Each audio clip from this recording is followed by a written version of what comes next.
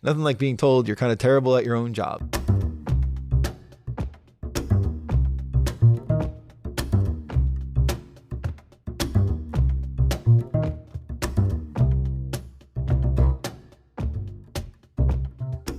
All right, welcome back to This Is Here, a show about unique and interesting instructional experiences or educational experiences. I am Adam Schechter, the school-based technology specialist here at John R. Lewis High School in Springfield, Virginia. It's been a long time since I've done a podcast, and it's kind of funny. I was thinking about the end of the 24-25 year, and I had a lot of goals and plans, and then somehow some weird combination of life and busyness and all sorts of other things happened. And I don't know how this took a back seat, but it did, right? You can't really complain. You just got to try and get right back on that horse and just send something else out in the world. And that's why I'm here right now. So this is the first episode of the 25-26 school year. Hopefully it won't be the last.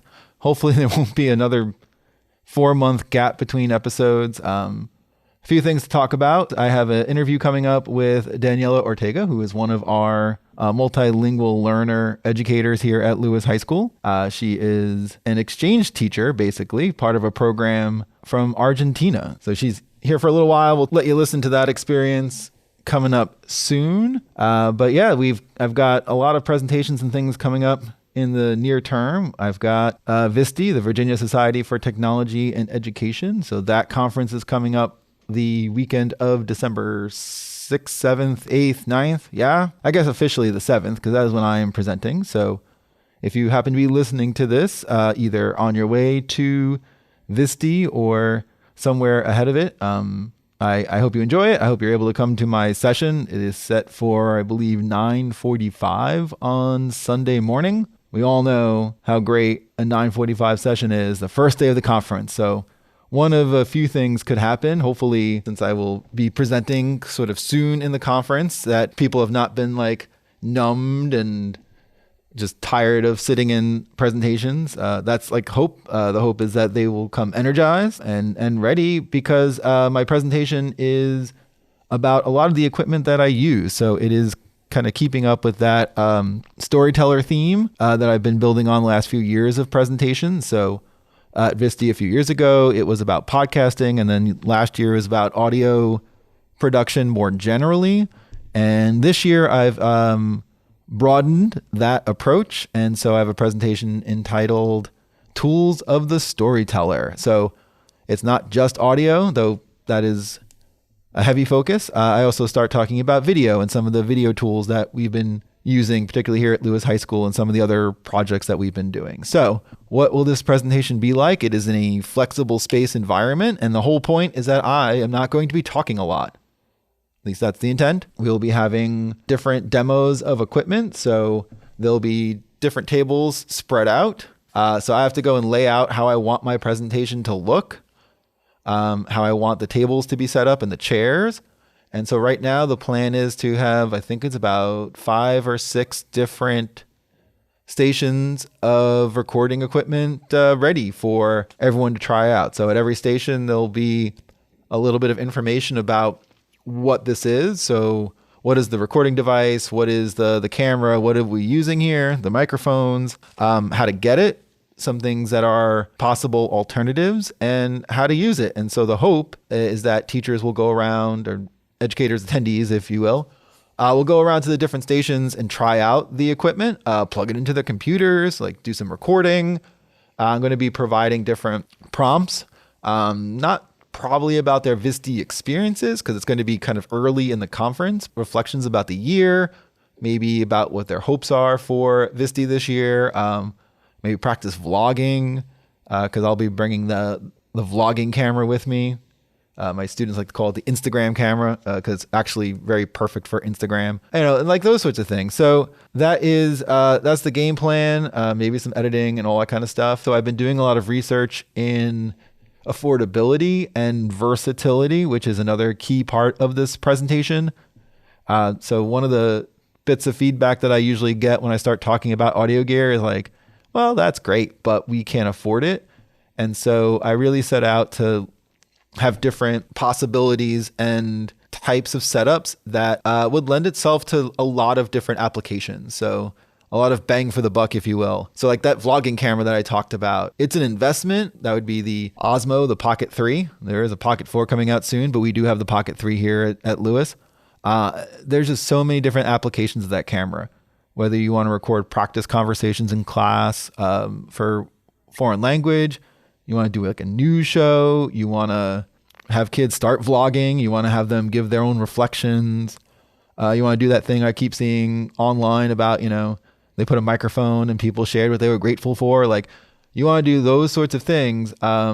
This is a camera for you. So yeah, it's an investment, but if it's something that your school can use a lot and use it for different things, then it's definitely worth it. So I've got that. I've got like a podcast setup that is less than, say, $300, probably even less than that, where you can record using 4 different microphones and the Zoom 4-track podcast recorder. So those sorts of things I'm excited to share, like USB microphones that, are less than $100, but also can record like an entire table. So those sorts of things that I'm bringing to this conference and excited to and want teachers to really try out. That's sort of my intent. I mean, we've been doing some things here at Lewis for sharing out, and that's actually one of the reasons why I have Danielle on the show. But as far as this presentation goes, it's going to be less me talking and more presenters trying out stuff and me sort of facilitating and helping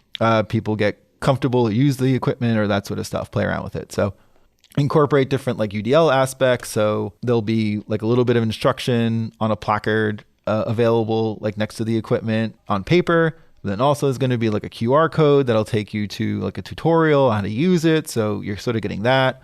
And I'll be like explaining it midway through, and of course coming over and helping. So it's like different ways that I can approach gaining knowledge about gear in more of like a UDL sort of sense. So I got that on tap. And so that also is helpful for when, I can't, it's a way for me to be in multi places at the same time, right? Like I might not be able to be at that Nest table right now. However, I do have resources and stuff available that you can look at anytime. So I'm excited. I hope people out there are geared up for it because, VSTE's a little bit different this year from what I can see. Maybe I'll have to do some investigative reporting down there while I'm checking out the conference because I think conference sessions end a little earlier. I think the exhibit hall goes longer, a day or so. And of course there'll be the silent disco. I have not yet gone. I hear it's a blast. I don't know if that's a bridge too far for me or what, but maybe this year I'll go because I think it's like FCPS is kind of weird in this case, like Fairfax County where I'm a teacher or educator, in that my principal said, sure, we can pay for your conference, but maybe not so much the hotel. So I've had to try and like fend for myself in a way. So I think that has held back some teachers in FCPS. And I think there's also like a sense, I got to go look at some of the sessions because there's going to be a heavy dose of AI and there was last year. And I think there'll be more this year. So I'm going to take a look at some of the sessions. Like, am I excited about AI? Have I been doing cool things with AI? Yes. That's actually part of the reason why I haven't really recorded a podcast in a while. Because I've been consumed with my new Gemini friend and having it help me figure out this sign-up sheet for our advisory time for like the remediation or intervention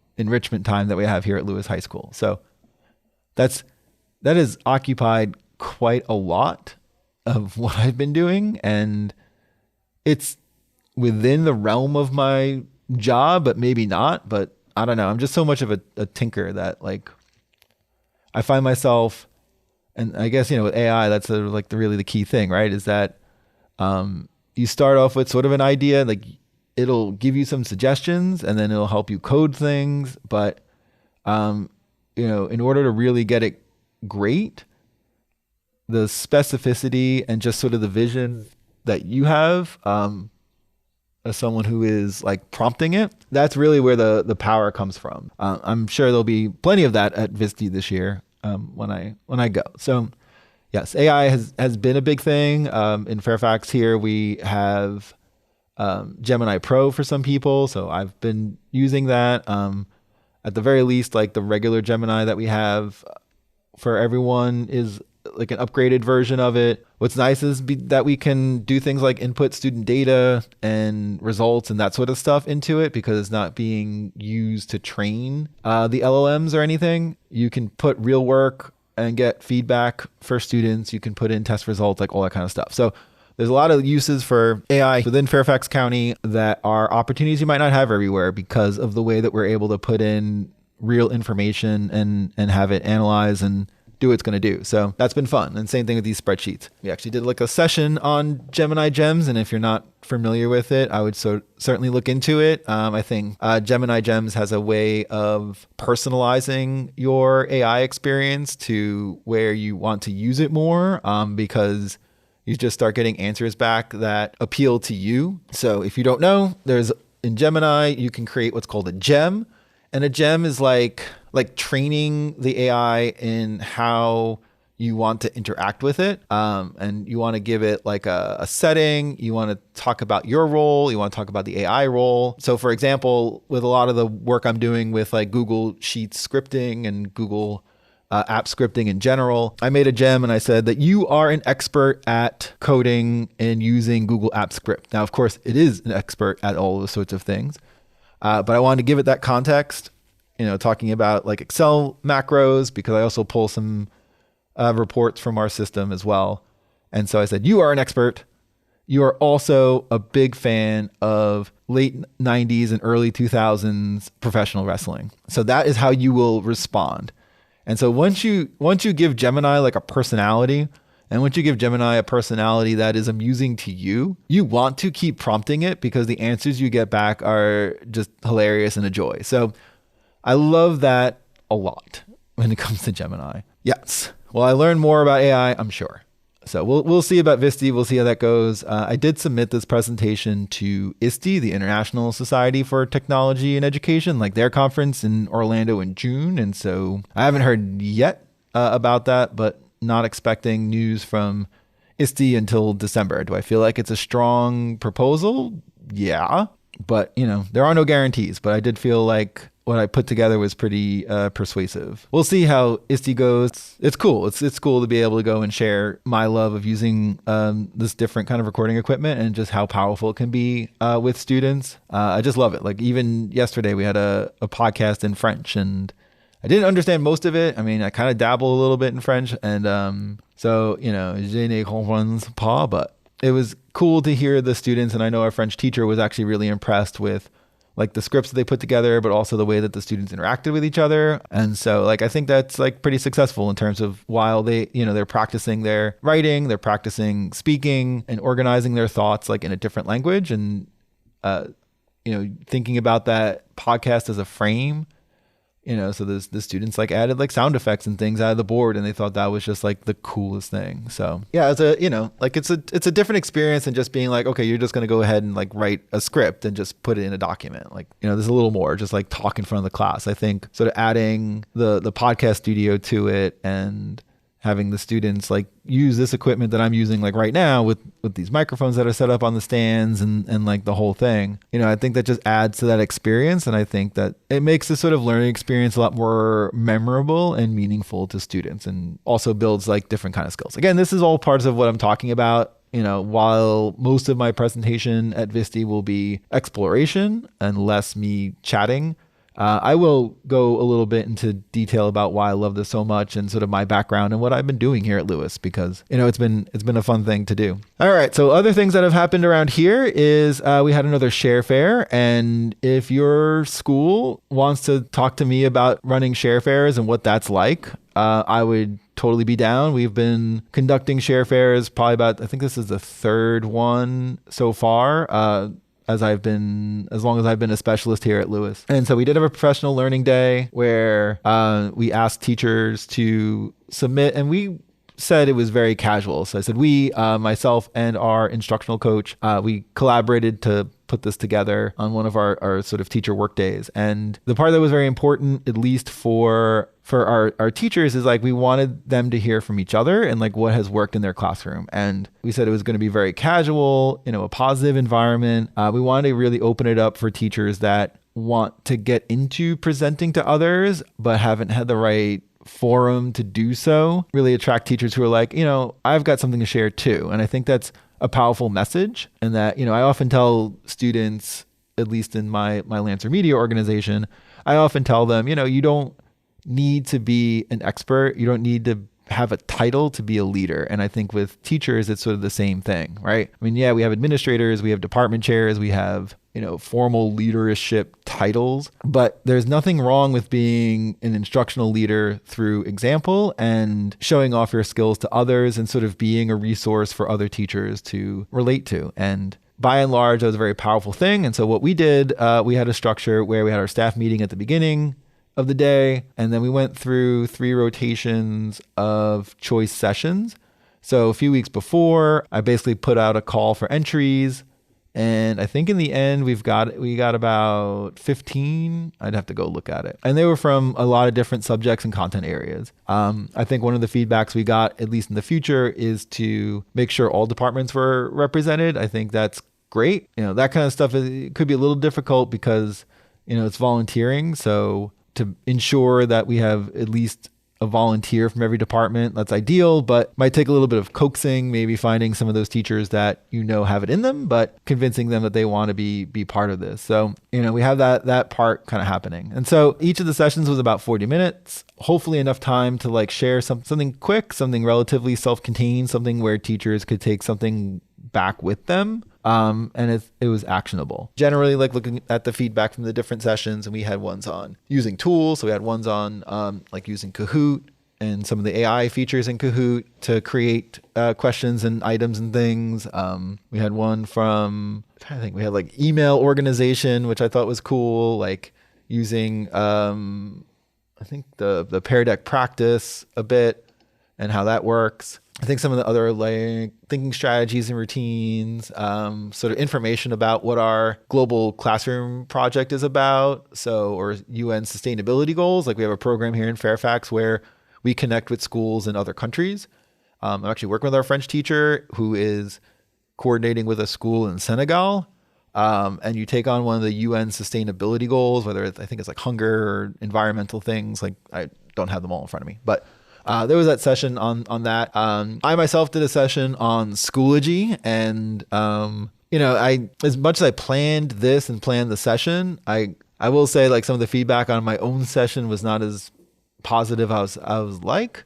I actually had I had a bit of feedback that was it was pretty, I would say pretty brutal. Like the term waste of time was used a time or two in that one, and we did have teachers put their name on their feedback, and so have one of your colleagues who will put their name on a feedback that is it's very strong and wasn't positive. So I take that as constructively as possible, and I think I do understand that teacher's frustration, and I think for me it was a good learning experience in terms of understanding the differences with my knowledge and sharing that knowledge with others. And making assumptions for what other teachers are sort of into. So yeah, that was an awakening. Nothing like being told you're kind of terrible at your own job. So I did take that as like good, honest feedback. I did appreciate that, in that it does make me think. It does give me pause to be more considerate with a lot of technology levels. And I think one of the parts I'm walking away with is sort of the idea that when I'm planning a session, if I want it to be interactive, I have to cover less. And I think that was very important. I didn't quite stick to like a small idea. I tried to like pepper a bunch of small ideas and didn't really give any time for thinking or processing or trying it out. So so I get it. I totally understand feedback like that. The good news about it is that like I will grow as a person. So I think that's just sort of important to have. So, but I love this as a professional development format, something like that, something like EdCamp. Like those are great opportunities to give choice to staff in terms of what they want to learn, because hopefully you do have a run of different choice sessions, and also open it up for staff to like be able to present and show what they know. I think it's very valuable. It's valuable on both ends. In the spring, I think in April, we will hopefully have another one, maybe be more UDL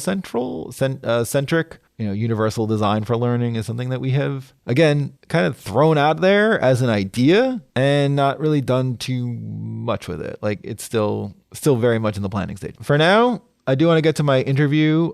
This is with Daniela Ortega, again, one of our multilingual learner educators. This is an interview that will talk about her experience here in the US compared to her experiences in her home country of Argentina, and how she wound up here at Lewis and what that experience has been like. So I hope you enjoy it, and we'll take it to you right now. All right, I'm here with one of our multi-language learners, teachers. This is Daniela Ortega. Welcome to the show. Thank you. Thank you for having me. Yes. And tell us a little bit about yourself. Like, where are you from originally, and then what brought you here to Lewis High School? Oh, well, I'm from Argentina, and I'm here with an exchange program for international teachers. I applied 2 years ago, and I was chosen by FCPS to come to Lewis High School. And how's that been? How's Lewis High School been compared to, say, your teaching experience in Argentina? Well, totally different. Starting with the number of students, the building, and the system itself. In Argentina, we do have classes for 4 hours a day, and that's it. Some schools have 5 hours. It depends on what they are learning. If they go to an art school, it's a little bit longer. If they go to what we call a technical school, where they learn to do technical things, to be technicians, it may be a 6-hour schedule. Oh, but wow. Generally, we do have 4 or 4.5. Okay. And over there, were you teaching like one subject? Like what were you teaching there? I was teaching English as a foreign language. Oh. So one requirement for you to come here on this exchange program is that you have to speak English, your native language, of course. And the more languages you speak, the better for your profile, because we know that this country is full of people who speak different languages, right? And a few weeks ago, we had a share fair here at Lewis High School. So several teachers were able to share their knowledge and things that are working for them in the classroom. And you gave a presentation. Yes. Was that actually the first time that you've presented in front of other teachers, or is that something you've done before? I've done it before in my country, sharing my experience working with babies in a bilingual context. And I really like speaking and delivering lessons, so I was not afraid of the experience. And I shared something very related to me, to my country, to my culture, which is tango. Oh. So it was a very nice experience for me and the other teachers also. I received a very good feedback. So that was the presentation here? It was here at school. It was in my classroom, 253. Yeah. And what I shared with my other colleagues who teach ELD too was the strategies that we use in our classes for the multilingual learners to learn vocabulary. Okay. But I did it in Spanish so that the teachers could experience what our learners feel when they are new to a country, they are not very fluent in the language, and they have to follow a whole class and learn math, biology, science in a foreign language. So it was very challenging for most of them because they don't speak Spanish. Right. And all the same, they could understand and learn. So they were very happy. Oh, wow. So what might be something, at least if a teacher was working with students who, say, speak Spanish or any other language, really, what might be one of those structures from the presentation that you shared out? Well, visuals, a lot of movement, making connection to what you were speaking, the spelling, the sounds. And one of the most successful things is that you have your students involved in what they are learning. So in this particular class, the teachers had to dance perform the basic steps of the tango. Oh. Which was very funny. Yes. And because you're not only using your cognitive functions, your brain, but also your body. So when you use all your senses to learn, it's more significant. It has impact on you. And repetition and visualization, writing. I mean, those are like basic things we do every day, but sometimes we forget, right? So that is basically what we dealt with in the presentation. Oh, wow. Yeah. I know we've done that before. I know in staff meetings where we had that kind of set up. Though it wasn't in Spanish. I think it was actually in Polish with one of them. And that was certainly a foreign language to almost all of us here at Lewis. So have you, because Lewis is a very diverse school, have you been able to run into some fellow Argentinians here, or at least people who are kind of familiar with your area, or not so much yet? Or? It seems I'm the only teacher, and I only met one girl who came this year. She's from Córdoba, which is the province in the center of Argentina. They speak totally different than I do, because of course we have different accents and dialects, and she's the only one. And it seems we're not many here in this area. But I feel very happy, and I feel that I belong to Lewis. Yeah, I certainly was happy that you came back. I know last year we sort of talked about that over the summer. Thank you. So what's it going to be? So right now it's November, and I imagine so you're going back to Argentina for a few days. What is that trip like? If to go from, let's say, here at Lewis High School in Virginia all the way back to like where you're from there? What's that trip like? It's very long, starting with 17 hours, because you have 15 hours to get to Buenos Aires, which is the capital city, and 2 hours of a layover in Miami. And there are no direct flights from DC to Argentina. But it's magical. I don't know. I really enjoy and love my country. The feeling of coming home, something I cannot explain. And there is a very unique tradition that we Argentinians have. Whenever we are flying, when we land, we clap and celebrate. I don't know why. It seems that we are the only ones doing it, because I've seen many videos on social media, and they're asking, what is it with the Argentinians? They're always clapping. I mean, I don't know. We are so proud, and that's one of the most amazing things. No? And I'm waiting for that. Yes. That's always a good feeling to feel like you're home. Yes. I understand. I mean, I grew up not in Argentina. I certainly grew up on Long Island in New York, but still it's like that separation, and you enjoy being back. So, and what's sort of the future? Like, what's the future with your program here? Is your intention to stick around in the U.S. for a little while, or take your skills back to Argentina? Like, what's the future? That's the idea of the program. It lasts 5 years, so we have the possibility to come here with our families, direct family members, husband or kids or wife. And the idea is that you teach your students here through the culture. Whatever you are teaching, what this program is to raise awareness of the cultural differences that are in this world, right? And I have to go back after 5 years to my country to implement everything and share everything I learned here. We're not supposed to stay. Okay. But there are teachers who get a sponsor, because you come here with a sponsor, and they continue working as teachers. I don't know. I enjoy every day. I like making plans, but I realized that plans not always work the way you want. So I just think 1 week in the future, and that's it. Because you never know, right? No. Oh, of course. But up to the moment, it's been a wonderful experience. I really like Lewis, the students, the staff, the admin team. I mean, you can feel that you belong. They are very nice, and they are very open also to learn about you. So that's great. Yeah, and I imagine, of course, because you speak Spanish, we have a lot of large Latin American population here. Is that something that helps you build relationships with students? Like, do you build comfort levels through language? Or? I think so. I really like speaking in any language, and but in Spanish, it seems that we Argentinians have a different accent that everybody wants to listen to. So most of them, when they find out that I'm Argentinian or they see my classroom decoration, they come and say, Miss, are you from Argentina? And I say, that's what I say. And when I speak in Spanish, they say, yes, you're Argentinian because of the accent.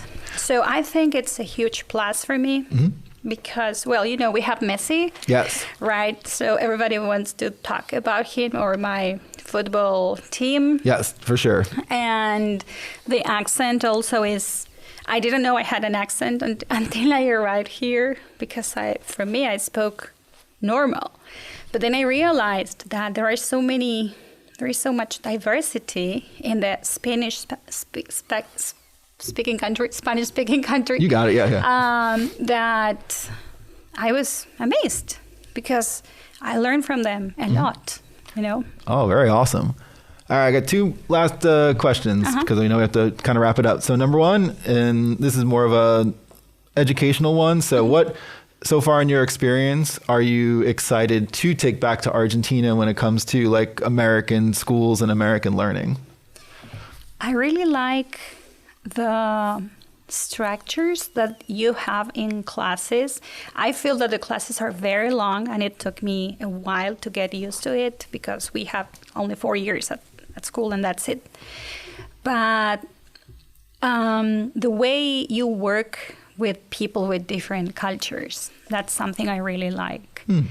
And the structures of the class and also the testing system. For like assessing and checking in on student learning. Yes. Very cool. All right. So last question. The holidays are coming up, of course. Are there any interesting Argentinian holiday traditions that are going to happen or that you participate in? Well, in Argentina, it's summertime during the holidays. So my concept of Christmas and New Year is totally different. So when I came here last year, I never saw snow. And I said, why? I couldn't believe what I was living. And we dance a lot. So we don't sleep that night. So we start celebrating on the 24th. And it's 6 a.m. on the 25th. And you're still dancing. Wow. Families are eating in the streets because it's very hot. And we are people who get together all the time. We never plan. We just get together. So come home today at 9 p.m. We start with dinner, right? And so dancing, the food, the families, that is what we do. Oh, man. Well, that sounds great. I hope you get to experience that again coming up for the holidays. So, thank you. Daniela, thank you so much for joining us. This was fascinating. And we'll be back with more after this. Thank you again to Daniela for coming in and talking with us for a few minutes. So I hope you enjoyed that perspective. I find this program very interesting. I've seen and worked with Daniela a few times on posting to like Instagram and like sort of the other ways that her journey, at least in America, is tracked. And it's quite interesting. And I'm glad that we have that opportunity to have that kind of cultural exchange. It certainly benefits us. And I've learned, I think it totally benefits our students, as she talked about, just having that, we do have a large Latin American population, but we don't necessarily have a large Argentinian population. So understanding that there are cultural differences and also linguistic differences. So like the idea of having like an Argentinian accent to Spanish as opposed to someone from like El Salvador or Colombia or Venezuela, which is where a lot of our students are from, particularly El Salvador. And so just being able to kind of compare and it's like you still understand each other, but there's also like an interest in sort of learning from the differences and similarities there. And so, no, Danielle's been a great teacher here. I've been able to work in her class a few times and enjoyed it. We did a video tour of Lewis High School that was sent back to Argentina, and I'm sure that blew their minds because I I happened to meet a few other Argentinian educators. They came here for a visit, I think as part of this program, and they walked into this new studio and it was like, what is going on? And though they did not really speak English, and Daniela was certainly interpreting, just the faces and the expressions told a lot. It told more than words did about what walking around like this high school, which is not even the biggest in Fairfax County, but how much of a difference it is versus what they have back home. Yeah, so we're about nearing the end here, and I just want to kind of get on. I don't want people thinking that this podcast like goes away. I've had so many podcasts just disappear. The one I listen to a lot, one of my Yankees podcasts, as I'm a big Yankee fan. So shout out to Bronx Pinstripes. I know they're taking a break, at least for now. They've been at it for like 10 years, but I got to respect like the work they put in, and it's hard to keep grinding and with all the commitments that even as myself, who's like just kind of putzing around when it comes to podcasts. Like I don't necessarily have the time to pour into trying to grow and set it on fire, but they did, and they were very successful, and I enjoyed listening to them and their Yankee talk and all that kind of stuff. And that's kind of on the end, or something like a fiction podcast like Within the Wires, which is run by the same folks who do Welcome to Night Vale, which is one of the first podcasts I ever got into after a student suggested that to me, almost 11-12 years ago now. Like, it's a long time. It's like these students are like graduated college, and they are, living their own lives right now. It's been that long. So Within the Wires is a fiction podcast about sort of a dystopian alternate universe and some of the characters and people that live it. And then they have done that show through different types of recorded mediums. So they've black box recordings. They've done like audio guides at museums, and they've woven into the audio guides about a different artist's painting, sort of the story as well. They've done like answering machine messages or self-help cassettes. Like all the while it goes through like a different kind of thing. There was a season with an audiobook, and so a voice actor recording an audiobook, and then of course the story itself was taking place in the breaks, going back and forth with her producer, who also like was her romantic partner for a long time. And so they sort of had that story together. It was a great podcast. And so they're on their final season right now. So a lot of podcasts are like go away, Hello Internet, of course, the GOAT.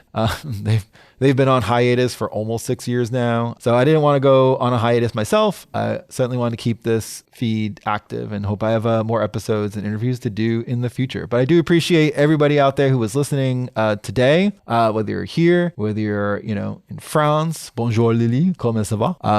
That's kind of the extent of my French right now. But yeah, so if you want to check out more from here, of course, I am at Lancer_edtech, which is something else I need to get more active in. And we have the Lancer Media YouTube and social media channels. So that is Lancer Media TV on YouTube, and also at Lancer Media TV basically on X and Instagram, which has got some stuff on there. We'll actually do a Thanksgiving post soon. We did a cool little video about Thanksgiving. So a lot of ways to reach out. Of course, you can reach the show at thisisherepod@gmail.com if you want to reach out to me directly, as well through email. Again, I do this show like for me. We read, I have the book over there. I can't quite get it. We read what calls Big Magic. It was by the same author of Eat, Pray, Love. And I have a lot of problems with this book and some of the thoughts. But the one thing I kind of did take away from it is that if you want creativity in your life, you got to make the time for it. This is a creative outlet for me. I hope you all get something out of it. I hope to meet some of you at VSTE this year and continue our conversation. I think it would be kind of an awesome experience. Anyways, that's going to wrap it up. I'm hoping to get another show in before break. It's going to be a little close. So if I don't get to that, I hope you all had a great Thanksgiving. Hope you have a great holiday season coming up, and I will see you all next time on This Is Here. This is Adam Schechter from Lewis High School saying see ya.